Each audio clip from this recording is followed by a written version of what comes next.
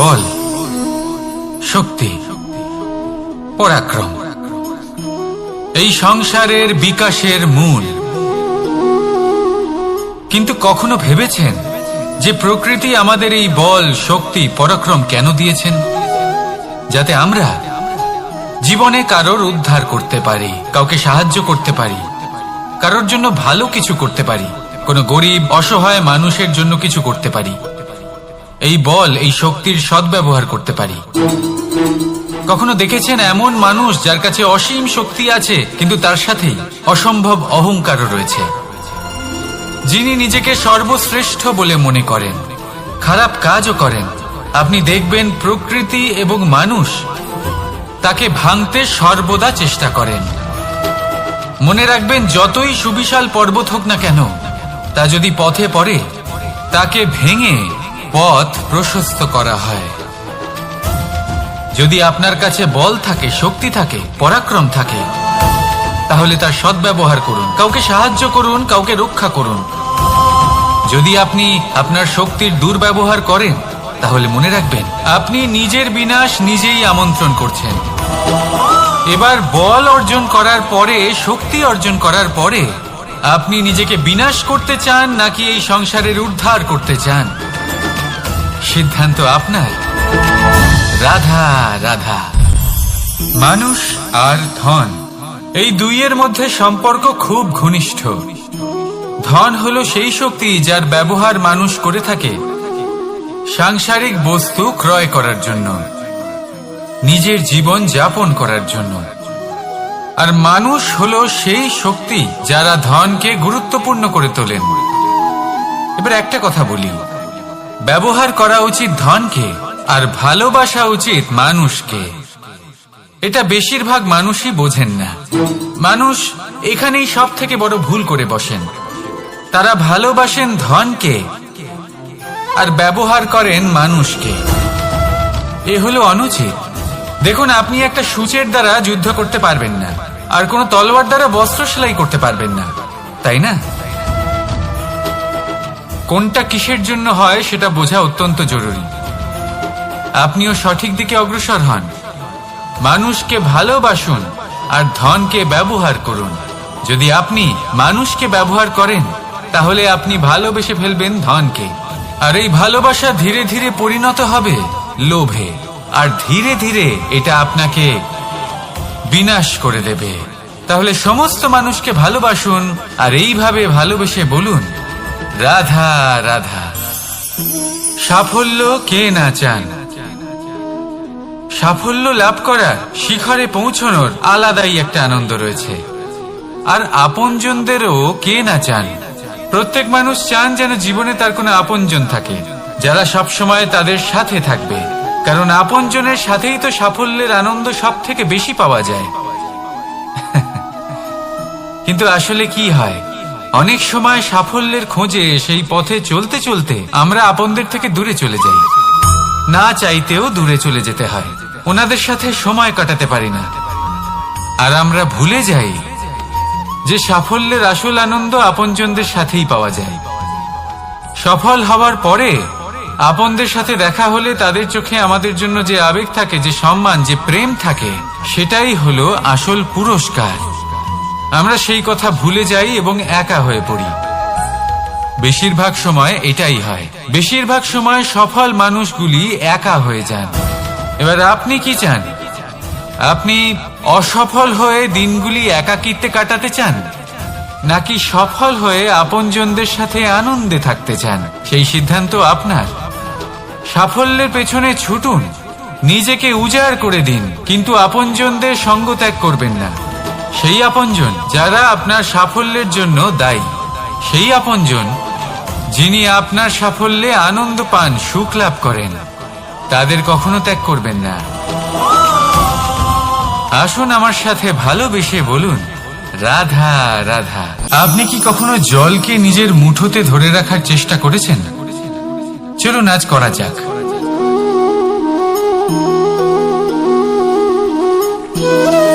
যদি আপনি নিজের মুঠো জোরে বন্ধ করেন,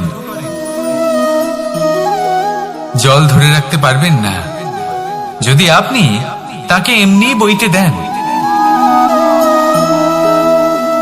তাহলে ও নিজের পথ নিজেই করে নেবে আর আপনার হাতেও থেকে যাবে। আমাদের জীবনও হলো কিছুটা এরকম, জলের মতো। নিজের পথ নিজেই করে নেয় এই জীবন। প্রত্যেক সমস্যার সমাধান নিজেই করে নেয় এই জীবন। তাই জীবনে যখন কোনো পরিস্থিতি আমাদের প্রতিকূল হয়ে থাকে, কিছুই হয়তো আমরা বুঝতে পারছি না, কিছুই যখন বসে থাকে না, তখন আমরা হতাশ হয়ে পড়ি, নিরাশ হয়ে পড়ি। আর এটাই করা উচিত নয়। শান্ত মনে দেখতে হবে যে এই জীবনে আসলে কি ঘটে চলেছে। কষ্ট সবাই ভোগ করেন। কষ্ট পেলে কেউ রেগে যান, রেগে গিয়ে পরাক্রম দেখান। এটাই তো করা উচিত নয়। শান্ত মনে সেটাই করতে হবে যা জীবন আমাদের শেখাতে চাইছে। জীবন আমাদের সব শিখিয়ে দেবে, শুধু মনে রাখবেন কখন প্রয়াস করতে হবে আর কখন আমাদের প্রতীক্ষা করতে হবে, সেটা আগে আপনাকে বুঝতে হবে। তাহলে আসুন আমার সাথে ভালোবেসে বলুন, রাধা রাধা। ভগবান আর ভক্ত যখন একাকার হয়ে যায়, যখন ভক্ত তার ভগবানের প্রতি এবং নিজের জীবনের উদ্দেশ্যের প্রতি সম্পূর্ণরূপে সমর্পিত হয়, তখন জন্ম নেয় ভক্তি। এই সংসারের সমস্ত আশা হয়তো আপনার সঙ্গ ত্যাগ করে দিতে পারে, তখনও ভক্তি সাথে থাকবে। ভক্ত আর ভগবান যখন একাকার হয়ে যায়, তাদের মধ্যে কোনো পার্থক্য থাকে না। তারা এক হয়ে যায়, এক ব্যক্তিত্ব, এক অস্তিত্ব। সেই জন্য কখনো জীবনে যে কোনো রূপেই, যে কোনো প্রকারেই, যে কোনো ঈশ্বরকে মান্য করুন। মনের মধ্যে শ্রদ্ধা ভাব জাগ্রত করুন, মনে ভক্তি ভাব জাগ্রত করুন। এই সমগ্র সংসারে সব কিছু আপনাকে ছেড়ে চলে গেলেও তখনও এই ভক্তি শুধুমাত্র আপনার উত্থান ঘটাবে। তাই মনে ভক্তি জাগ্রত করুন আর আমার সাথে ভালোবেসে বলুন, রাধা রাধা। শব্দই হলো শূন্য, শব্দই হলো আরম্ভ, শব্দই হলো অন্ত, শব্দই হলো অমর, শব্দই হলো ব্রহ্ম। এই শব্দ হলো অত্যন্ত বিশেষ। কেউ কাঁদলে তাকে হাসিয়ে তোলে, কেউ হাসলে তাকে কাঁদিয়ে দেয়। কারোর মনে উদ্দীপনা জাগিয়ে তুলতে পারে, আবার কারোর মনে কাঁটা হয়ে বিঁধে থাকতে পারে। একটা অত্যন্ত গুরুত্বপূর্ণ কথা যা বোঝা অত্যন্ত আবশ্যক। আপনার মন, আপনার হৃদয় যতই শুদ্ধ হোক না কেন, যতই পবিত্র হোক না কেন, আপনার দৃষ্টিভঙ্গি যতই স্পষ্ট হোক না কেন, যদি আপনার কথা পবিত্র না হয়, যদি আপনার শব্দ শুদ্ধ না হয়, তাহলে তা আপনাকে আপনার কর্মফল ভোগ করতে বাধ্য করবেই। একটা সহজ উদাহরণ দিই। আপনার জীবনে এমন কেউ অবশ্যই থাকবেন যাকে আপনি পছন্দ করেন না, যিনি হয়তো অধর্মী মানুষ, যিনি হয়তো দুর্বুদ্ধি সম্পন্ন মানুষ, কিন্তু তার জন্য অপশব্দ প্রয়োগ করলে তার মধ্যে কোনো পরিবর্তন আসবে না, তার মানসিকতা বদলাবে না, শুধু মনে প্রতিশোধ স্পৃহা জেগে উঠবে, মনে হিংসা জাগবে, আর কিচ্ছু নয়। সেই জন্য নিজের শব্দকে নিয়ন্ত্রণ করুন, নিজের কথা সংযত করুন। শ্রেষ্ঠ থেকে শ্রেষ্ঠতর মানুষকেও সাবধানী হতে হয়, কারণ যদি এই শব্দের প্রয়োগ সঠিক না হয়, তাহলে আজীবন মানুষকে নির্বাক হয়ে থাকতে হতে পারে। তাহলে নিজের শব্দ নিয়ন্ত্রিত রাখুন, নিজের কথাকে শুভ করুন, এতে প্রেমবোধ জাগিয়ে তুলুন, আর সেই প্রেমবোধ নিয়েই বলুন, রাধা রাধা। বরদান এবং অভিশাপ, এই দুই হলো একই মুদ্রার দুটি পিঠ। এই বরদান আমরা অনেক কারণে পেতে পারি, কখনো নিজের পরিশ্রমের কারণে, কখনো নিজের তপস্যার কারণে, কখনো আমাদের পূর্বপুরুষদের কর্ম ও তপস্যার কারণে। কিন্তু এই বরদান কতক্ষণ বরদান থাকবে তা আমরা নিশ্চিত করতে পারি না।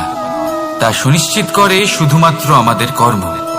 যদি আপনাকে উদাহরণ দিই, আপনি রেশমের কীট দেখেছেন? ও বরদান পেয়েছে যে ও নিজের সুরক্ষার জন্য খোলস বানাতে পারে। এবারও তাতে এত মত্ত হয়ে যায় যে এমন এক আবরণ বানিয়ে ফেলে যাতে সে নিজেই আবদ্ধ হয়ে চাপা পড়ে মরে যায়। এটার তাৎপর্য কি? তাৎপর্য খুবই সরল। গর্ব করা খুবই ভালো, কিন্তু অহংকার করা কখনোই উচিত নয়। যদি অহংকার মনের মধ্যে প্রবেশ করে তাহলে এই বরদান অভিশাপে পরিণত হতে সময় লাগে না। আর যদি কর্মশ্রেষ্ঠ হয় তাহলে অভিশাপ বরদানে পরিণত হয়। তাহলে আসুন শ্রেষ্ঠ কর্ম করুন আর আমার সাথে ভালোবেসে বলুন, রাধা রাধা। সুখ, দুঃখ, মৃত্যু, মহামারী এগুলো কখনো বলে আসে না, আবার জিজ্ঞাসা করেও আসে না।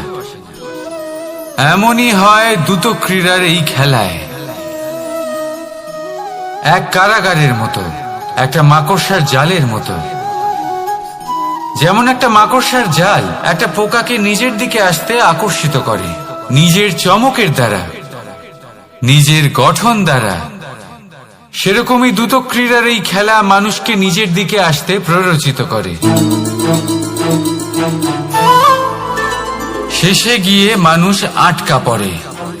পার্থক্য শুধু এটাই, যখন এক পোকা এই জালে জড়িয়ে পড়ে তখন সে তার প্রাণ হারায়। মানুষ যখন এই দ্রুত ক্রীড়ায় আকর্ষিত হয় সে নিজের মান, নিজের ধন সবকিছু হারায়, নিজের বিবেক হারিয়ে ফেলে। কিন্তু আপনি আপনার বিবেক কখনোই হারাবেন না। যদি আপনার মনে লোভ চলে আসে আপনি লোভী হয়ে ওঠেন। যদি আপনি দ্রুত ক্রীড়ার এই খেলায় আটকা পড়েন তাহলে মনে রাখবেন এই খেলা থেকে ফিরে আসা প্রায় অসম্ভবই বলা যায়। নিজের বিবেক কখনো হারাতে দেবেন না, কারণ বিনাশ আসার প্রথম লক্ষণ হলো বিবেকের বোধ চলে যাওয়া। এই প্ররোচনায় কখনো পা দেবেন না। আর আমার সাথে ভালোবেসে বলুন, রাধা রাধা। বিজয়, বিজয় লাভের জন্য মানুষ কি না করে থাকে, যে কোনো সম্ভাব্য প্রচেষ্টা করে। কিন্তু নিজের বিজয় লাভের জন্য বাজিতে যা ইচ্ছে তাই রেখে দেওয়া কি উচিত কাজ? কখনোই নয়। নিজের হারানো সম্মান, নিজের হারানো সম্পত্তি, নিজের হারানো অধিকার ফিরে পাওয়ার শুধু একটাই পথ রয়েছে, আর তা হলো পুরুষার্থ, দ্রুত ক্রীড়া নয়। যে মানুষ নিজেই হেরে গেছে, নিজেই নিজের জয়লাভ করার জন্য অন্য কাউকে কিভাবে বাজিতে রাখতে পারে? এ হলো সম্পূর্ণরূপে অনুচিত। অনেক সময় অনেক ধন লাভ করার জন্য, অনেক সম্পত্তি লাভ করার জন্য আমরা নিজের আসল ধন, আমাদের আপনজন, তাদেরকে হারিয়ে ফেলতেও প্রস্তুত হয়ে যাই। এটা একেবারেই উচিত নয়। যত বড়ই সংকট আসুক না কেন আমাদের আপনজনদের আমাদের সাথেই রাখা উচিত। নিজের বিজয়ের জন্য ওনাদের বাজি রাখা ঠিক নয়। এই ভুল কেউ একজন করেছেন, আপনি তা ভুলেও করবেন না। রাধা রাধা। নারী জন্মসূত্রে কারোর কন্যা, ধর্মসূত্রে কারোর পত্নী, আর কর্মসূত্রে কারোর মা। আমাদের মনে এই ছবি আঁকা রয়েছে একজন নারীকে নিয়ে, তাই না? একটা অতুলনীয় ভূমিকা রয়েছে নারীদের আমাদের জীবনে, আর নারী ছাড়া আমরা কিছুই নই। কিন্তু অধিকার, সেখানে আমরা একটা ভুল করে বসি। যখন নারী একজন কন্যা থাকে, যখন সে জন্ম নেয়, তখন তার উপর অধিকার থাকে তার পিতার। আর তারপর যখন বিয়ে হয়ে যায় তখন তার অস্তিত্বের উপর অধিকার থাকে তার স্বামী। আর যখন তিনি মা হন তখন নিজেই তিনি জীবনের সমস্ত অধিকার দিয়ে দেন তার সন্তানকে। কিন্তু আমরা কি কখনো এটা ভেবেছি এই জীবন হলো তার নিজের? যে নারী সবার কল্যাণ করছেন তার জীবনের অধিকারও তার কাছেই থাকা উচিত, তাই না? তার নিজের জীবনের সিদ্ধান্ত সে নিজেই নিতে পারেন, নিজেই নিজের ভাগ্যের রচয়িতা হতে পারেন। আর এর জন্য আমাদের নিজেদের পাল্টাতে হবে, দৃষ্টিভঙ্গি পাল্টাতে হবে। কারণ এই ধারণা সেটা আজ বা কালকের ব্যাপার নয়, এটা ঘটে চলেছে বহু বছর ধরে আর চলতেই থাকবে যদি আমরা এটা না বদলাই। আর এটা তখনই সম্ভব হবে যখন আমরা নিজেদের মধ্যে পরিবর্তন আনব।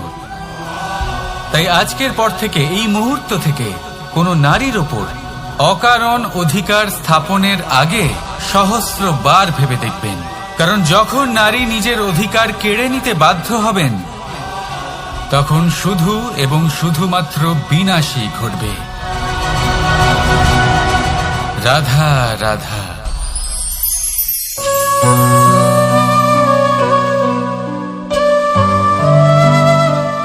নারী,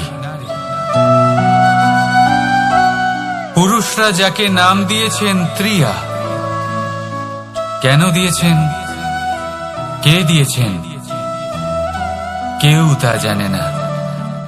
কথায় আছে, পুরুষরা ভাবেন যে ত্রিয়া, ভাবেন একরকম, বলেন অন্য কিছু, আর করেন অন্য কিছুই। কিন্তু সত্যিটা কি এটাই?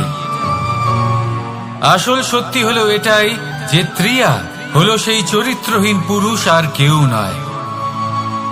সেই পুরুষ যারা নারীকে বলেন যে আপনি হলেন মা, আপনি হলেন দেবী, আপনি হলেন বোন।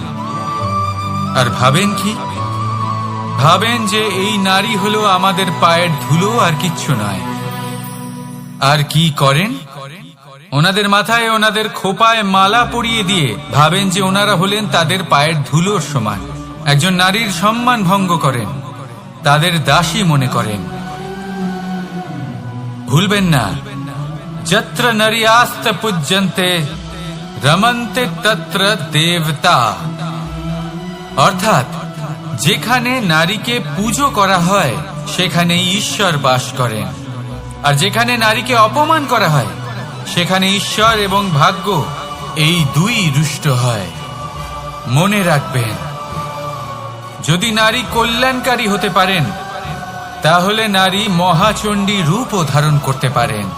যদি একজন নারী মাতা হয়ে জন্মদান করতে পারেন তাহলে নারী মৃত্যু হয়ে বিনাশও করতে পারেন। যেখানে নারী অপমানিত হবেন সেখানে মহান ভারতও মহাভারতের পথে অগ্রসর হতে পারে। তাই মনে রাখবেন, নারীর অপমান যেন কখনোই না ঘটে। আর যদি কোথাও নারীর অপমান হয় তার অর্থ হলো আপনার বিনাশ আপনার দিকেই আসছে। আর এটা হলো তার প্রথম পদক্ষেপের প্রথম পদধ্বনি। রাধা রাধা। যদি সন্তান কোনো দুষ্কর্ম করে তাহলে সেই অপরাধ শুধু কি সেই সন্তানের? না, যদি সন্তান দুষ্কর্ম করে তাহলে অপরাধী তার মাতা পিতাও, যারা পুত্রমোহর কারণে সেই অনুচিত কাজে তাকে বাধা দেননি। অপরাধী হলেন তার পিতামহ, যিনি নিজের কর্তব্যবোধের কারণে নিজের পরিবারের যত্ন নেননি, যিনি সন্তানকে কখনো শাস্তি দেননি। অপরাধী হলেন তার সেই গুরুও, যিনি নিজের শিষ্যের সেই দুষ্কর্ম দেখেও তাকে প্রতিহত করতে পারেননি। একজন হবু রাজার কর্তব্য হলো নিজের প্রজার কাছে সে যেন এক উদাহরণ প্রস্তুত করতে পারে।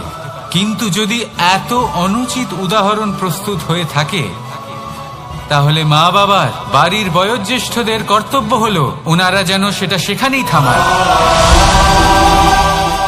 হয় ভালোবেসে নয়তো শাস্তি দিয়ে।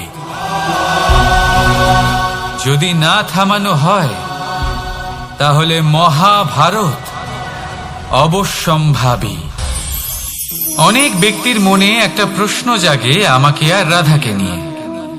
বলেন যে না আমি আর রাধা একসাথে থাকি, না আমাদের বিয়ে হয়েছে, আমি এখানে দ্বারকাতে ও ওখানে বর্ষণাতে, তাও এত ভালোবাসা কি করে? এ কেমন সম্পর্ক? আমি তাদের একটা সহজ কথা বলতে চাই। আপনি কখনো আয়নার দিকে দেখেছেন?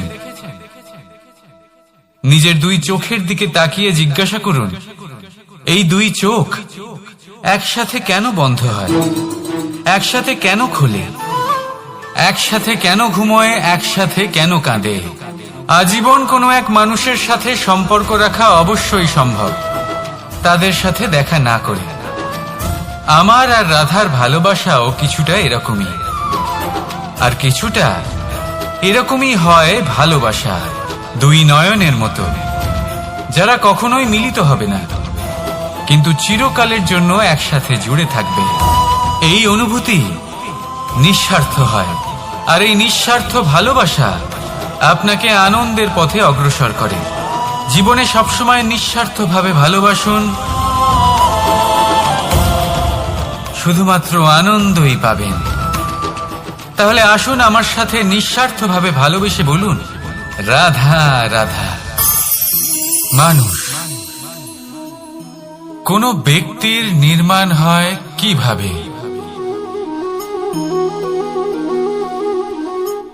কেউ বলবেন পঞ্চতত্ত্বের দ্বারা, কেউ বলবেন আত্মা, দেহ ও চেতনার দ্বারা, কেউ বলবেন ঈশ্বরের কৃপার দ্বারা, তো কেউ বলবেন এই প্রকৃতির পরীক্ষার দ্বারা।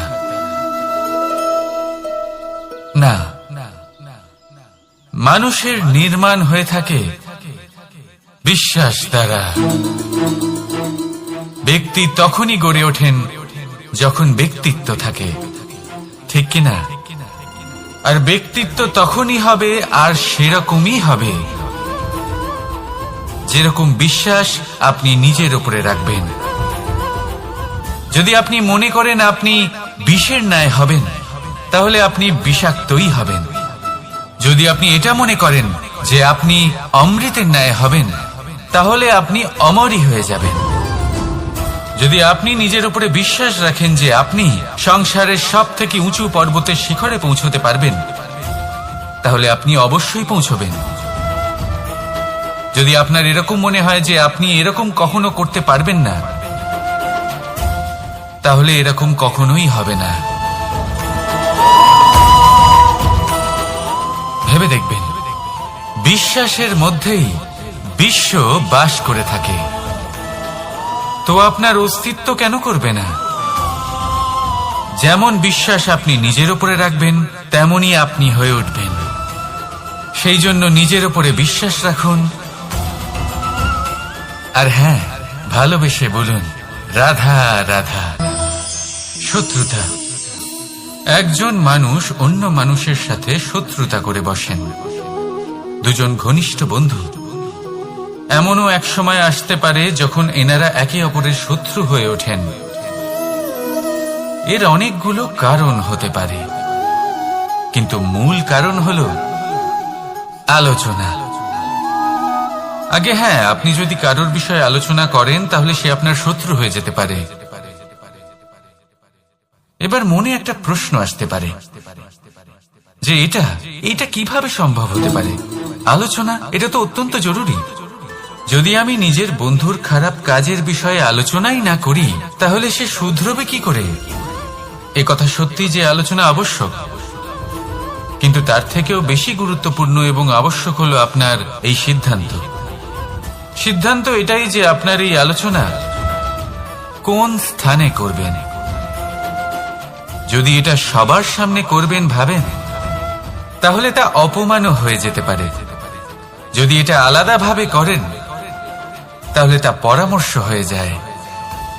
অপমান কেউ স্বীকার করতে পারেন না, কিন্তু পরামর্শ সকলের ভালো লাগে।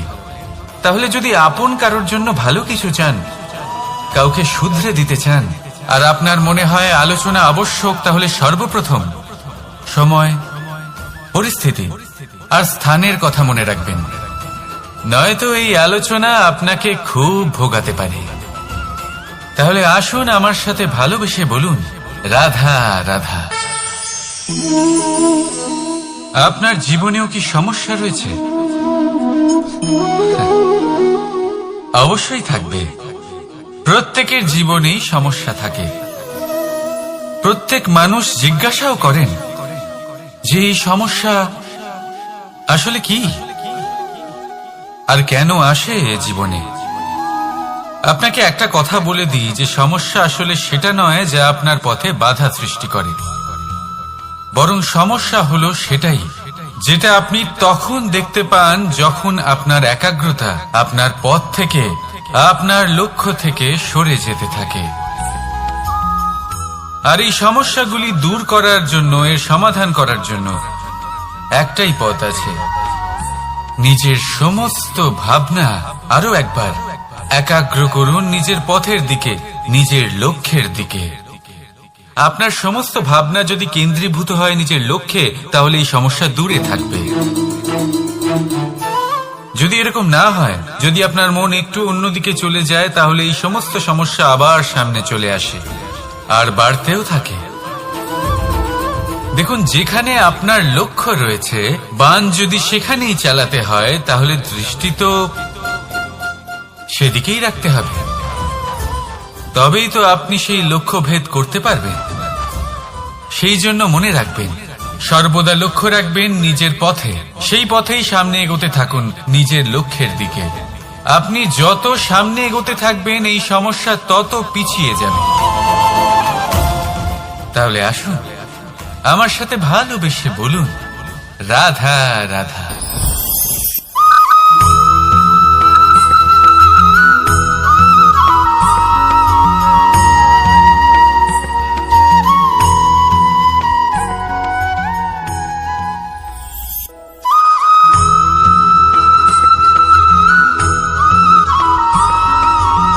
পঞ্চতত্ত্বের মধ্যে দ্বিতীয় তত্ত্ব হল ধরণী, ভূমি, যাকে আমরা ধরণী মাতা বলি।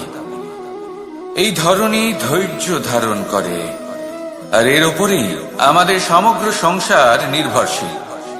কারণ এই ভূমি সহ্য ক্ষমতা রাখে, এর সহ্য ক্ষমতা হল অপরিসীম। সন্তান যতই আঘাত প্রদান করুক না কেন, প্রেম পূর্বক সহ্য করে, আর তার বদলে অমূল্য রত্ন প্রদান করে। সন্তান যদি হাল চালায়, তাহলে তার বদলে তাকে অন্ন প্রদান করে। এটাই হলো ধরণী। এবার এর থেকে আমরা কি শিক্ষা পেতে পারি? এটাই যে কারোর জন্য কিছু করা বা কাউকে কিছু দেওয়া মনে কোনো কামনা ছাড়াই। আর এই কথাটা বুঝে যান, যদি কারোর জন্য কামনা না রেখে বা কোনো পাওয়ার আশা না রেখে কারোর জন্য কিছু করেন বা কারোকে কিছু দেন, যদি এটা আপনি শিখতে পারেন, তবে আপনি ভালোবাসতে শিখে গেছেন। আর সেই জন্যই এই ধরিত্রীকে মাতা বলা হয়। কারণ মাতা শুধু উনি নন যিনি গর্ভে সন্তানকে ধারণ করেন, মাতা তো উনিও যিনি জীবন বাঁচতে শেখান, যিনি জীবন বাঁচার উদাহরণ প্রদান করেন। তাহলে ধরণীর থেকে এই নিঃস্বার্থ ভাব শিখুন, নিঃস্বার্থ ভালোবাসা শিখুন, আর এই ভালোবাসার সাথেই বলুন, রাধা রাধা।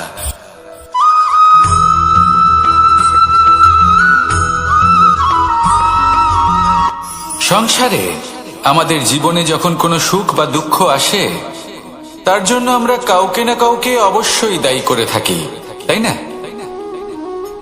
এই ব্যক্তি আমাদের সাথে এরকম কাজ করেছেন, তাই আমার সাথে এমন হলো। ওই ব্যক্তি যদি এমনটা না করতেন, তাহলে আজ আমি ওই স্থানে পৌঁছতে পারতাম। সবই আপনার দৃষ্টিভঙ্গির ওপর নির্ভরশীল। আর যদি আপনার দৃষ্টিভঙ্গি এমন হয়, তাহলে তা অনুচিত। সত্যি কথা বলতে, এই সংসারে ভিন্ন ভিন্ন ধরনের মানুষ আছে। এটা আপনার উপর নির্ভর করছে কিভাবে তাদের স্বাগত জানাবেন। একবার ভাবুন, আমি আমার দুটো হাত সামনে নিয়ে এলাম, দুটো মুঠো খুলে দিলাম। দুই প্রকারের মানুষ আসবেন, কিছু না কিছু দিয়ে যাবেন। এই মুঠো যদি আমি বন্ধ করে দিই, তাহলে না কেউ আমাকে কিছু দিতে পারবে, না আমার কিছু যাবে আসবে। নিশ্চয়ই বুঝতে পারছেন এই দুই ধরনের ব্যক্তি কারা এবং তারা কি দিয়ে যান। আমি যদি নিজের মুঠো খুলে দিই, তাহলে কিছু ভালো মানুষ আসবেন, আমাকে আনন্দ, সন্তুষ্টি, জ্ঞান প্রদান করে যাবেন, ভালো অভিজ্ঞতা দিয়ে যাবেন। কোনো খারাপ ব্যক্তি যদি আসেন, তাহলে তিনিও খারাপ অভিজ্ঞতা দেবেন, যার থেকে আমি শিক্ষা লাভ করব। এই সব কিছু আমি লাভ করতে পারি। মুঠো যদি বন্ধ করে রাখি, তাহলে আমি কিছুই পাবো না। দেখুন, এই সংসারে প্রত্যেকের জীবন এইরকম। প্রত্যেকের জীবনে সবকিছুই আছে, ভালো খারাপ দুই মানুষই আছে, ভালো অভিজ্ঞতা আছে, খারাপ অভিজ্ঞতা আছে। নির্ভর করছে আপনার উপর যে আপনি কি করবেন। এনাদের স্বাগত কিভাবে জানাবেন, কার থেকে কি বুঝবেন, কি শিখতে পারবেন, আর কোন দৃষ্টিভঙ্গি নিয়ে অগ্রসর হবেন। এটাই নির্ধারণ করবে যে আপনার জীবন কেমন হবে। আসুন আমার সাথে ভালোবেসে বলুন, রাধা রাধা।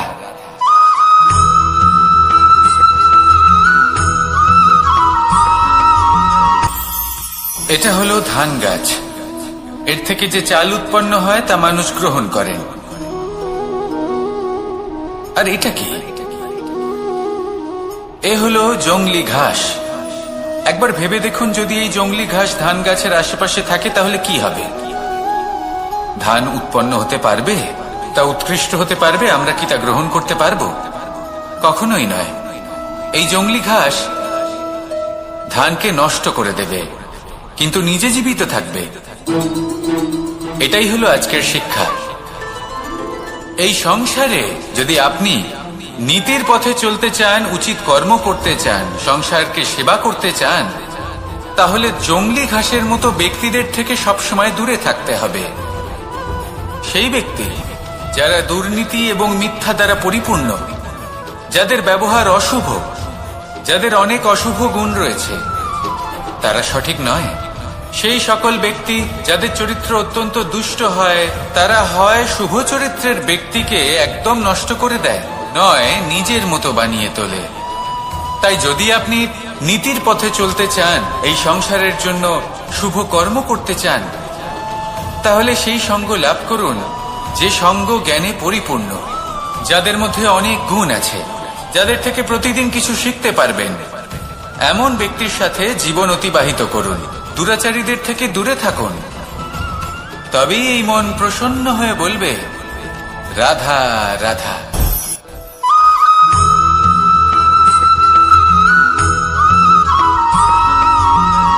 মানুষের মানসিকতা এমন হয় যে সে যতটা করে আশা করে যে তার থেকে অনেক বেশি তার বদলে সে পাবে।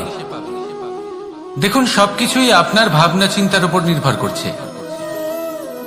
আপনি যদি ফলের বিষয়ে ভেবে কর্ম করতে থাকেন তাহলে সেটা অনুচিত। জীবনের আসল আনন্দ হলো নিজের কর্ম করতে থাকা, ফলের চিন্তা করা উচিত নয়। যদি আপনি এরকম ভাবেন যে আমি এতটা করছি, আমার এতটা পাওয়া উচিত, সেই ভাবনা অনুচিত। যদি আপনি সেবার মানসিকতা নিয়ে কর্ম করতে থাকেন, কর্মচক্রে প্রবাহিত হন, যদি আপনি এমন ভাবনা রাখেন যে আমি এতটা পাচ্ছি তাই এর থেকে অনেক বেশি আমি কর্ম করব, তাহলে নিশ্চিত রূপে আপনি যতটা করছেন তার থেকে অনেক বেশি আপনি পাবেন। আপনার আশার থেকে অনেক বেশি আপনি পাবেন।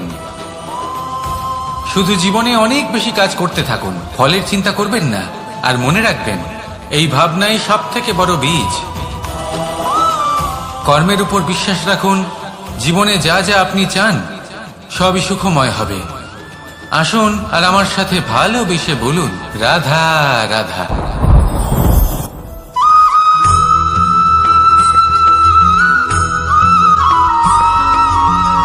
আপনি কখনো কোনো বাজকে নিজের বাসা বানাতে দেখেছেন?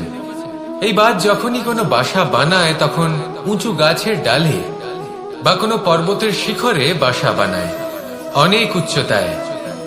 আর সেখানে তার সন্তানও জন্মগ্রহণ করে। যখন এই সন্তানেরা জন্মায় তখন এই বাজ খুবই ভালোবেসে এবং খুব সাবধানে এদের পালন পোষণ করে।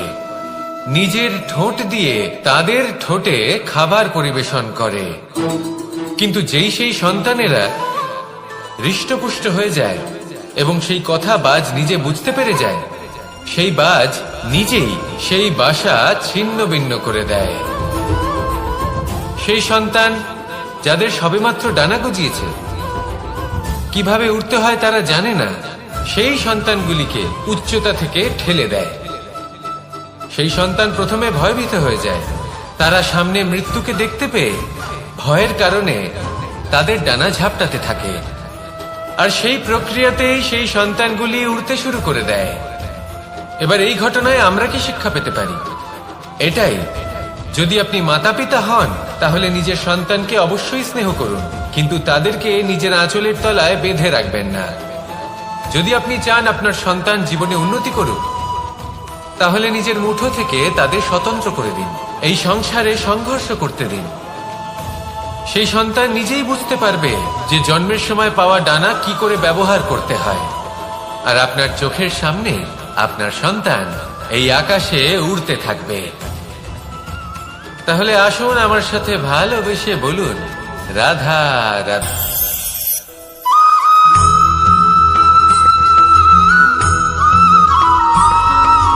বসন্ত ঋতু, এই সময় মন আনন্দে ভরে থাকে। এমন মনে হয় যেন আমরা আকাশে বিচরণ করতে চলে যাই, কিন্তু সেটা তো সম্ভব নয়। সেই জন্য হয়তো আমরা ঘুড়ি ওড়াই, এই ঘুড়িকে নিজেদের প্রতিরূপ মনে করে। এবার অনেক মানুষ আছেন যারা ঘুড়ি ওড়ান, কিন্তু এই কর্মের সারমর্ম কি সেটা কজন বুঝতে পারেন? আপনি এটা মনে করুন যে আপনি হলেন সেই ঘুড়ি, আর এই সুতো যিনি ধরে রয়েছেন তিনি হলেন পরমাত্মা। আর এই সুতো যেখান থেকে শুরু হয় সেই লাটাই হলো আমাদের কর্মচক্র। এবার আপনি নিজেই অনুমান করুন যে এই উড়ান কার ওপর নির্ভরশীল? পরমাত্মার ওপর আর আপনার কর্মের ওপর।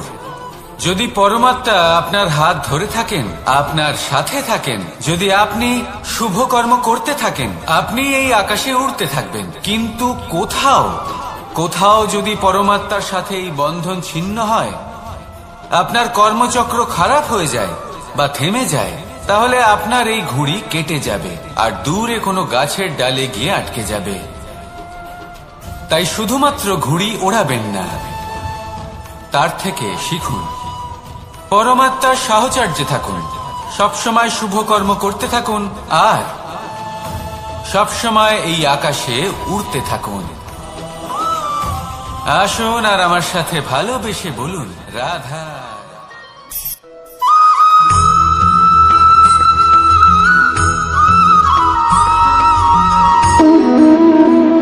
সম্পর্ক হলো আমাদের জীবনের একটি আধার। কিছু সম্পর্ক এমন যে আমরা জন্মসূত্রে লাভ করি, যেমন পরিবার, মা বাবা। কিছু সম্পর্ক আছে যে আমরা জীবনে অর্জন করে থাকি, তা সে প্রেমের হোক, স্নেহের হোক বা বন্ধুত্বের। এই সকল সম্পর্ক লাভ করার বা গড়ে তোলার 5টি ধাপ রয়েছে। প্রথম ধাপ, কোনো ব্যক্তির সাথে আলাপ হওয়া, তার সাথে কথা বলা বা তাকে দেখা। দ্বিতীয় ধাপ, সে ব্যক্তিকে আমাদের ভালো লাগা। তৃতীয় ধাপ, আমাদের এটা চাইতে শুরু করা যে জীবনে এই ব্যক্তি যেন আমাদের বন্ধু হন, আমাদের জীবনে থাকেন, বা আমাদের কাউকে ভালোবেসে ফেলা। আর এটা আমাদের ভাবা বা চাওয়া যে সেই ব্যক্তি যেন আজীবন আমার সাথে থাকেন, আমার জীবনে আমার সাথী হয়ে। চতুর্থ ধাপ, লাভ করা। এবার এই ধাপটি অনেক মানুষের পক্ষে খুবই সরল হয়, বড়ই সরল ভাবে নিজেদের সঙ্গীকে লাভ করে থাকেন। কিছু মানুষের জন্য এই ধাপ অত্যন্ত কঠিন হয়ে থাকে। অনেক প্রতিকূল পরিস্থিতির উপর জয়লাভ করে তারা সঙ্গীকে লাভ করেন, কিন্তু লাভ অবশ্যই করেন। এরপরে আসে পঞ্চম, অন্তিম এবং সব থেকে গুরুত্বপূর্ণ ধাপ। সেটা হলো সেই সম্পর্ক পালন করা। এটা হলো এমন এক বিষয় যা প্রত্যেক মানুষের শেখা উচিত। যদি ব্যক্তি নিজের জীবনে সম্পর্ক রক্ষা করতে শিখে যান, তবে প্রত্যেক সম্পর্ক তার জীবনকে স্বর্গ করে তুলবে। আসুন আর আমার সাথে ভালোবেসে বলুন, রাধা রাধা।